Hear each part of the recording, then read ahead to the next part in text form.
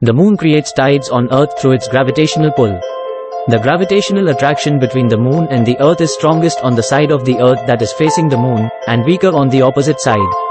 The moon's gravitational pull on the oceans on the side facing the moon causes them to bulge outward, creating a high tide. At the same time, the gravitational pull on the Earth's solid surface causes it to bulge slightly toward the moon. On the opposite side of the Earth, the gravitational attraction of the moon is weaker, and the oceans bulge outward slightly less, creating a second high tide. The areas between these two bulges experience lower sea levels, known as low tides.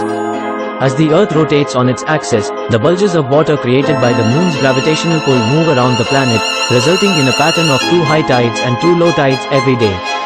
In summary, the moon's gravitational pull creates tidal bulges on the Earth's oceans, which cause the rise and fall of sea levels that we experience as tides. The force of the moon's gravity on the Earth's oceans is relatively small, but it is sufficient to cause the tides. The gravitational force between two objects depends on their masses and the distance between them. The moon's mass is about 1/80th that of the Earth's, and its average distance from the Earth is about 384,400 kilometers. Even though the force of gravity decreases with distance, the moon's gravitational pull on the Earth's oceans is still strong enough to create the tides we observe.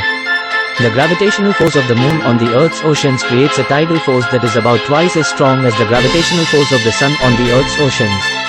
However, the sun's tidal force is weaker than the moon's because it is much farther away from the Earth. The actual force of the moon's gravitational pull on the Earth's oceans varies depending on the position of the moon in its orbit around the Earth.